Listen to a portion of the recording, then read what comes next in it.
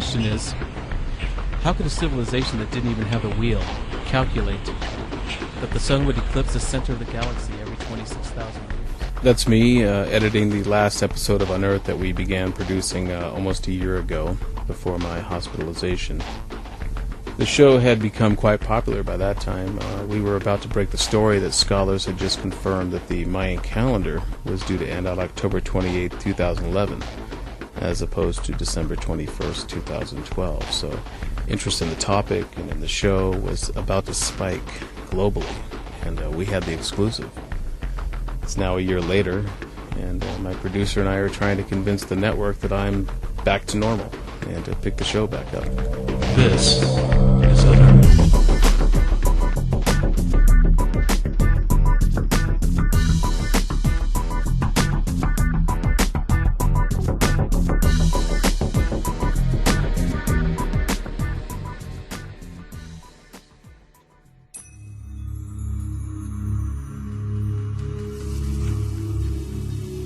The story goes that when the tall Spanish galleons of Cortez first approached shores, they were such an impossible vision in their reality that their deeply filtered perceptions couldn't register what was happening, and they literally failed to see the ships. These were the largest artifacts ever seen, objects so huge, complex, and unfamiliar that they defied comprehension. When smaller boats began to move toward the shore, Shaman stared out to sea, and only by imagining what he was looking for, was finally able to make out the tall ships. He was then able to point them out to others, until at last, everyone could see the ships. The shaman could do this because he alone was open to the possibilities, strange things from other worlds.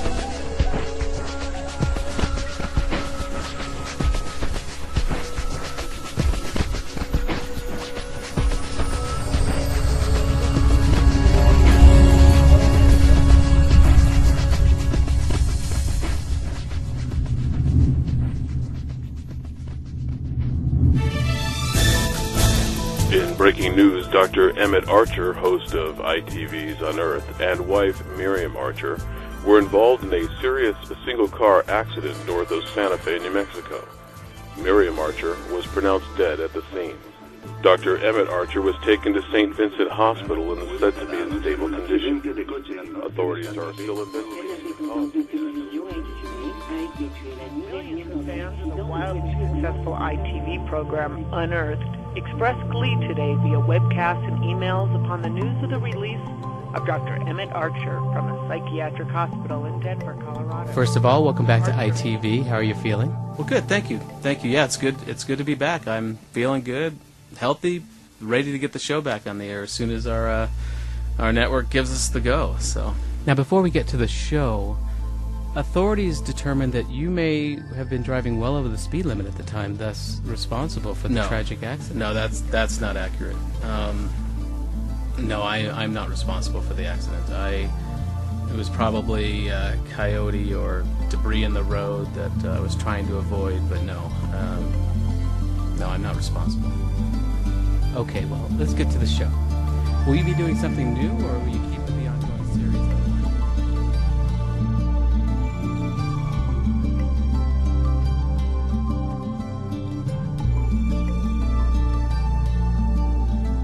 This is Emmett Archer. Leave me a message. I'll call you back as soon as I can. Good morning, Dr. Archer. This is Jeff from Black Forest Lawn Cemetery. Your gravestones have arrived. You can come take a look ahead of time. Otherwise, we'll be waiting for you for the unveiling. Thank you, and we'll see you in 2 weeks.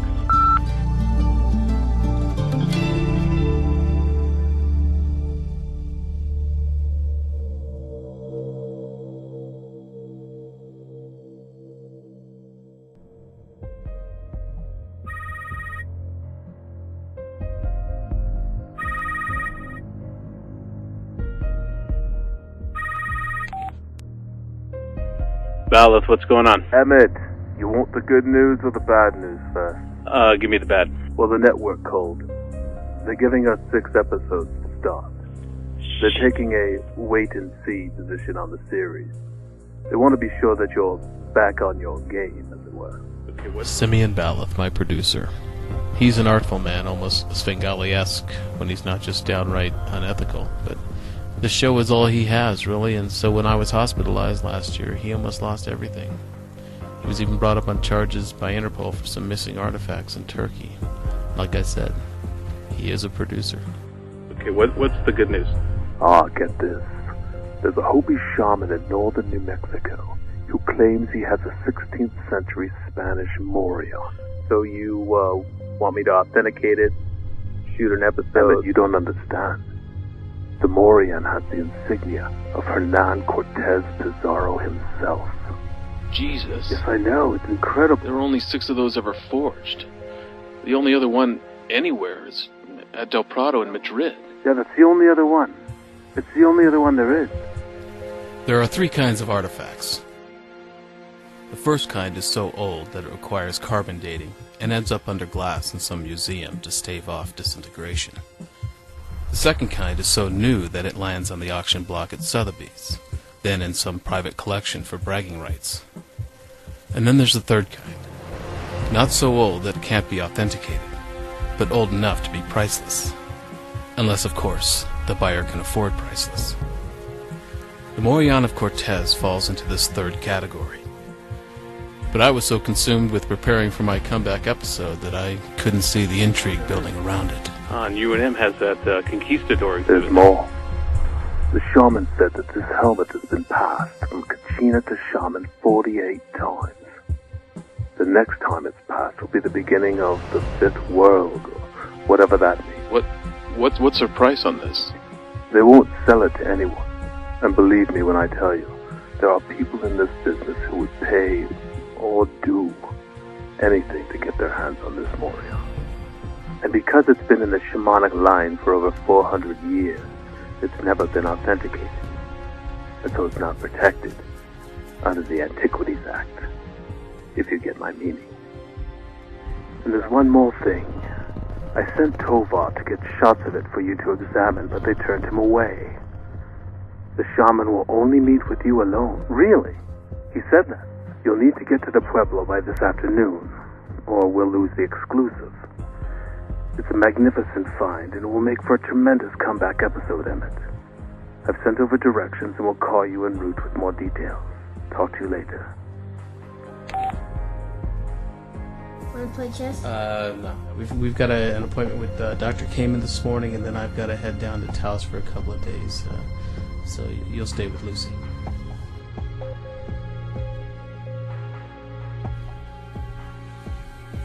Carlo, are you back in Santa Fe now? Yes, sir. Our buyer is confirmed. Is the replica ready? Almost. Tell him to hurry. You'll need to take it directly to the Pueblo. Wait for Emmett, then follow him to the real one. And Carlo? Yes, sir. Emmett must not return. Do you understand? Yes, sir.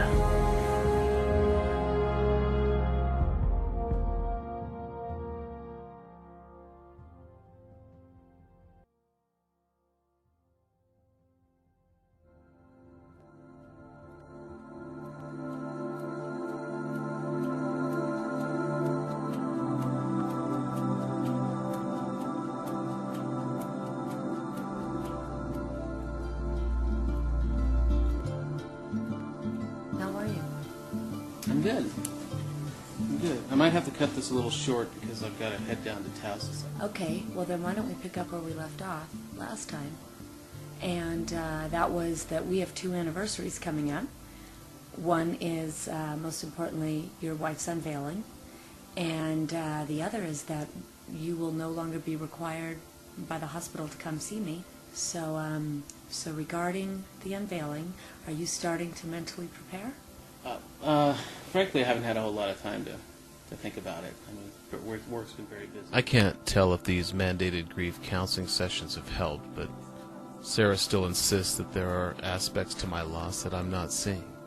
She calls it perceptual blindness, but there is one thing that I've become more aware of over the past year, and that's how readily available symbols and archetypes are in my field of view at any given moment, as if amplifying my experiences. Take, for instance, the statue of Shiva behind Sarah. Shiva, the destroyer of the world. A subtle death archetype, perhaps, but at peace.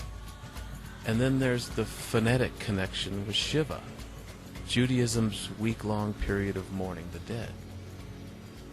The search for these connections in the mythological realms has become as alluring to me as digging for artifacts in the physical world.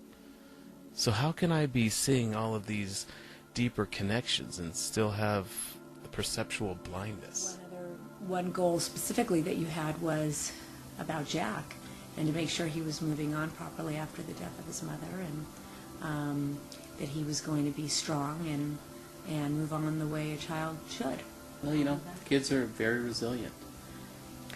Well, in my profession, I agree with that. I think children are resilient, but I've also seen what childhood trauma can do, and it's really up to the surviving parent to kind of bridge that gap and make sure that you're doing what you can to help him move on properly. I think him seeing me get back into things and kind of keeping up that routine has been probably key in helping him move on, I would think. He hasn't really been playing chess or talking about my What do we have, mom. another session or two left, and the unveiling's in a couple of weeks, and Are you prepared for that? the spot is all set and flowers are all ordered, and I haven't contacted anyone yet. I've got to let people know when that'll be, but haven't really talked to much of anybody in the last year, so I don't know, maybe it's just a personal event for Jack and me. Try and mentally prepare. This is going to be a milestone for you. It's going to be a milestone for Jack, and this is some important planning that needs to be done. And you need to heal, and you need to, this is going to... We're dealing. We dealt with it. It's over. It's done. The unveiling will,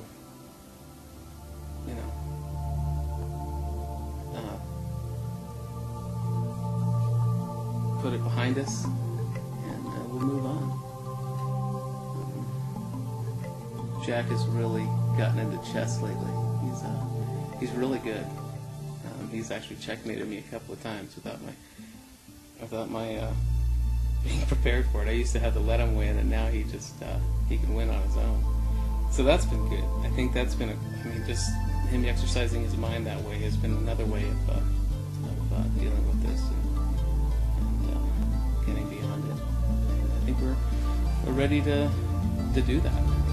Look, Emmett, it's almost been a year, and there's still a very big aspect to your loss that you're just not seeing because you're unable to emotionally accept it. But I need you to accept this on your own when you're ready.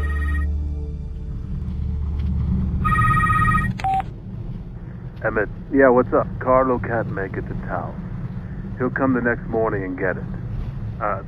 On film. That's fine. I'm on my way. I would later learn that the Morion of Cortez is an archetype of death itself, although, unlike Shiva, this archetype was not at peace. Quite the contrary. Aztec priests had placed a curse on it that would mar history until the end of the galactic day, which is in about 3 weeks.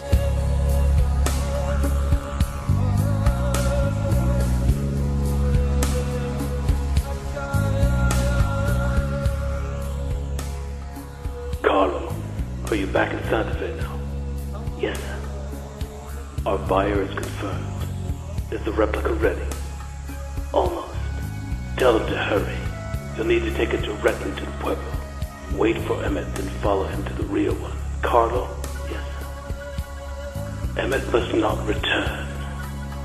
Do you understand? Yes, sir. Emmett must not return. Do you understand?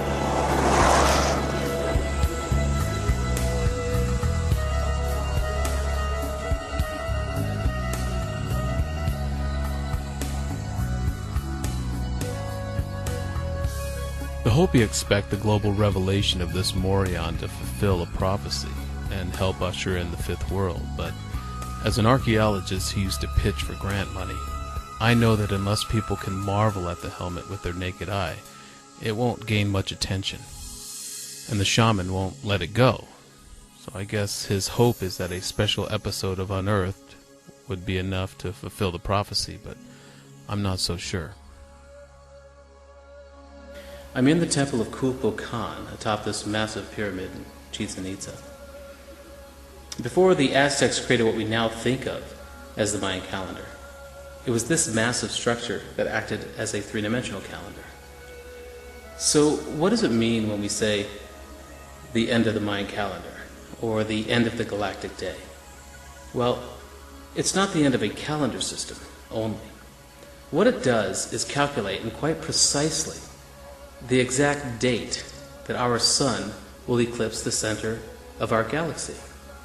That is, every 26,000 years, our whole solar system completes a cycle, which puts the sun between us and the center of the Milky Way. So the big question is, will this have little or no effect or no noticeable effect on us? Or will it have a big enough effect to shift the poles of this massive iron sphere magnet that we live on? Excuse me. Excuse me.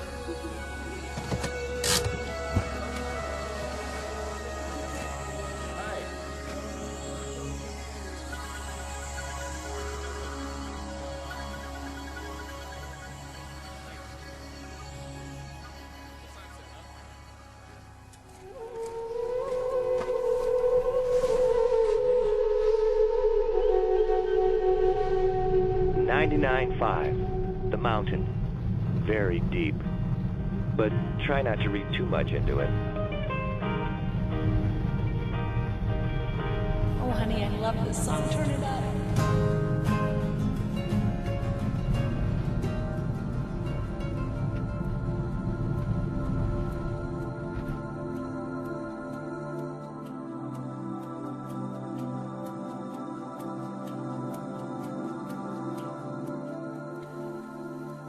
Although I am more aware now of the archetypes and synchronicities around me, I am suddenly beset by an anxious awareness, like I've forgotten something.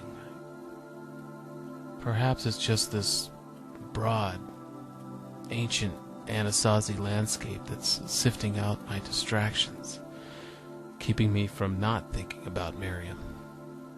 Well, whatever it is, it's gotten me lost again.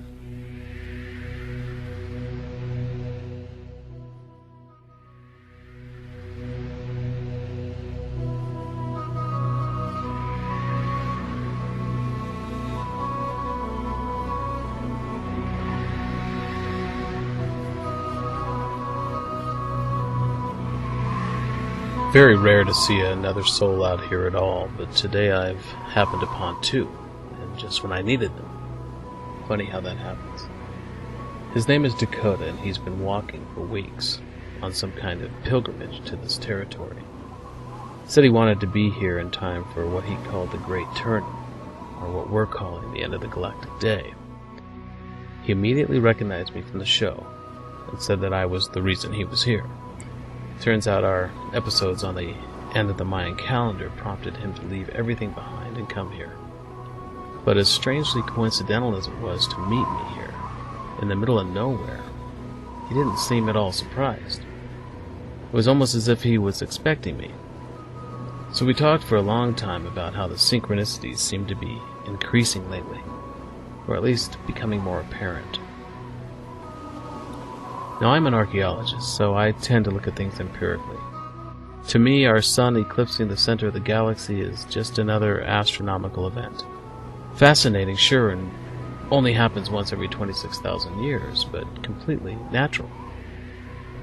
So I was shocked to learn about the upheaval that our little internet show has caused over the past year. I mean, between Miriam's death, my own hospitalization, and now rebuilding this show, I never gave any thought to how the material was affecting the viewers. Of According to Dakota, there are two major interpretations out there about this event. One is predictable, the apocalyptics who expect the world to end in 3 weeks. And then there are the folks like Dakota that see this as a very positive thing. Or as he put it, an unveiling. As I was getting up to leave, Dakota reminded me that this is Kachina season, and to be sure to mind my manners while up here. The literal meaning of Kachina is Lifebringer, but like many Buddhist deities, a Kachina can be anything from an element or a quality or even an event, but up here, there's a very strong sense of the Kachina as almost a sentient being, like a watcher. And in this area specifically, the Alpha Kachina seems to be Kokopelli, which is often referred to as the trickster. So while it's always a good idea to mind one's manners, in this area, it doesn't always help. Hey, Emmett. Do me a favor. Take heed to some things you ain't looking at too closely.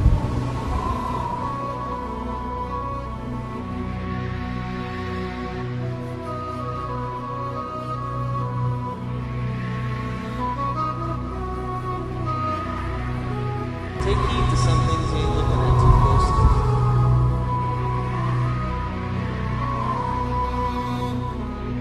Look, Emmett, it's almost been a year, and there's still a very big aspect to your loss that you're just not seeing, because you're unable to emotionally accept it.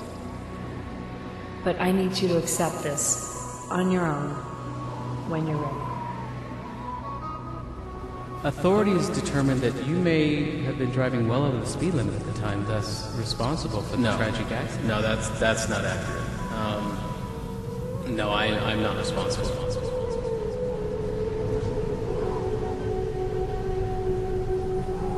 Excuse me. Hello again. Okay, this is gonna sound strange, but wasn't it you I saw back there about an hour ago? Asked you for directions? Emmett's here. He's talking to someone. I'll follow him in. In that direction, can you help me find it?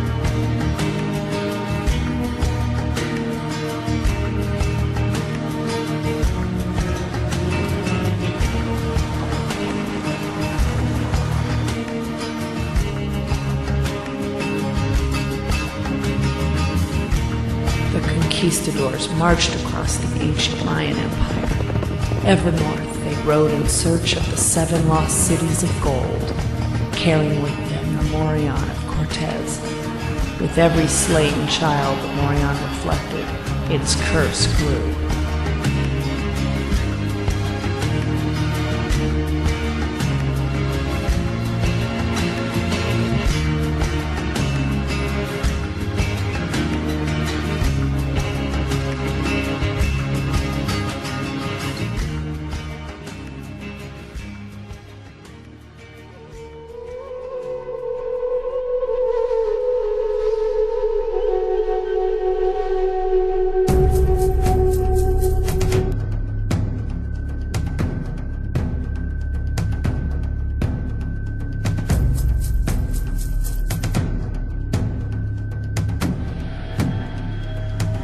Looks deserted. Is there anybody here?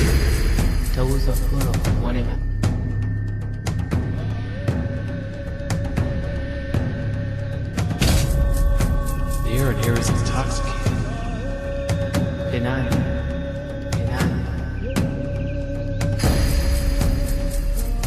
Now, I don't know if it was the drive, the 3-hour hike, or if there really is spirit breath in these caves, but my mind is reeling.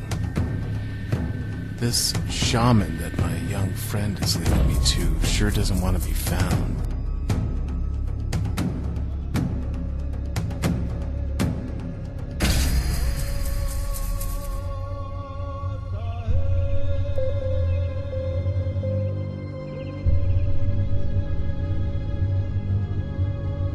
Well, there it is.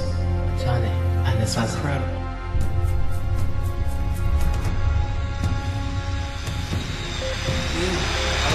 It shouldn't take too long at all if this guy to do some liquid tests. Do you mind if I sit down?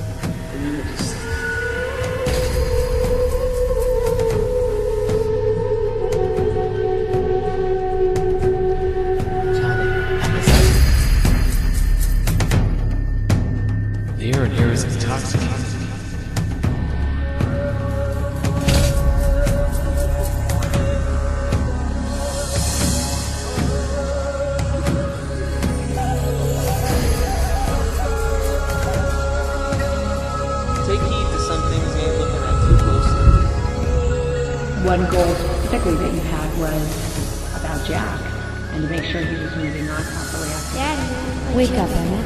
If you're not seeing wrong, on the way to it's almost been a year, and there's still a very big aspect to your life that you're just not seeing. You're not because you're unable to emotionally accept it. But I need you to accept this on your own when you're ready. Emmett, slow down. You're going too fast. Slow down, Emmett. You're going too fast.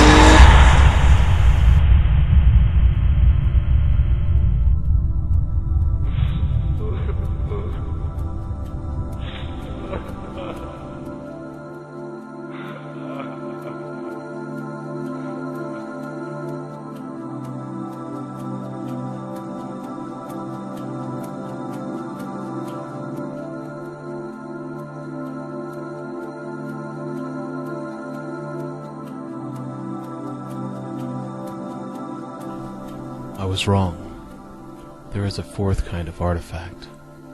Like the others, these artifacts are man-made. But like the pottery shards the Anasazi use as mortar in their kiva walls, our shards are the unwanted or broken memories we use to build the walls around our souls, to protect us from ourselves, and to protect us from this responsibility.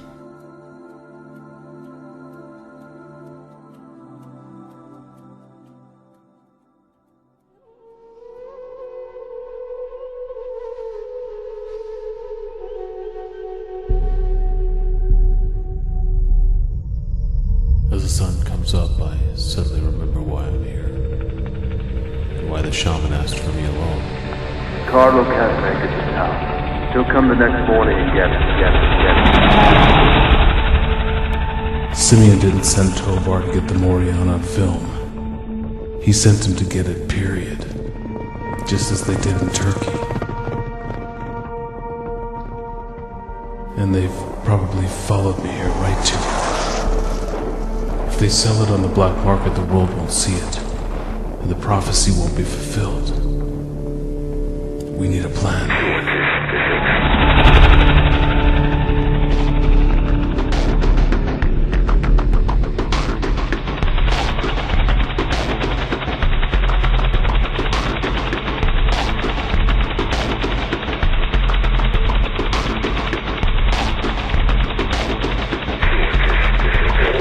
We're in the Kiva. It's not here. Come back, Christopher. It's not here.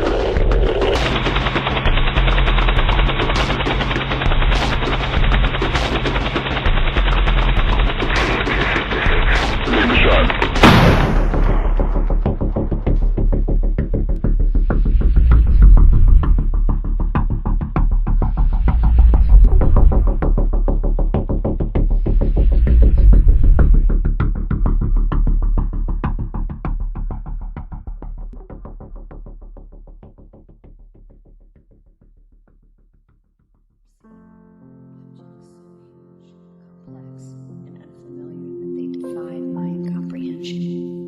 When smaller boats began to move toward the shore, the Mayan shaman stared out to sea, and only by imagining what he was looking for, was finally able to make out the tall ships.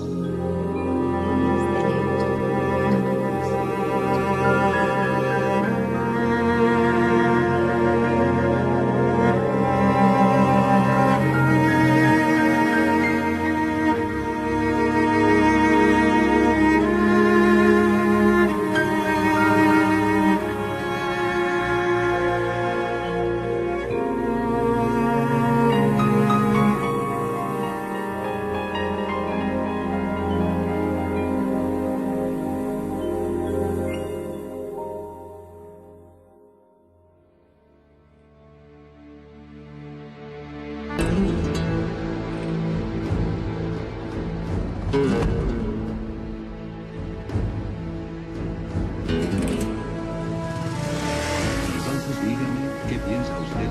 Parece la réplica bastante auténtica. Esto no es malo ni barazo entrenado. En este caso, haga el ojo entrenado ciego.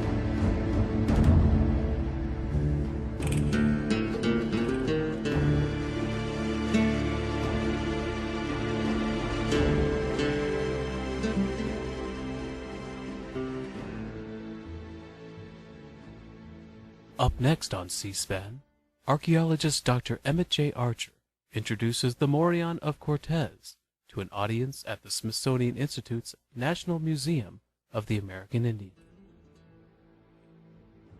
To then confirm that it was indeed created by the same Morion smith that created the helmet that's on display. Well, needless to say, I escaped Simeon's team of thieves with the Morion.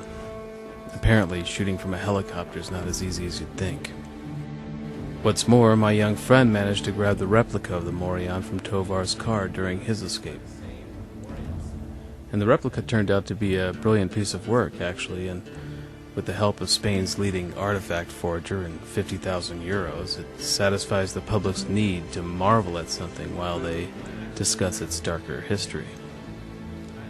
So the Hopi got their prophetic benchmark, and the genuine Morion is now protected by the Antiquities Act and remains with the shaman. Simeon is on the run from Interpol again, and me? Well, my next expedition, well, I'm actually retiring now. You can't really top this, and besides, I have bigger challenges right now, and my first one is to beat my 8-year-old in chess. So that's where I'm at. So thank you.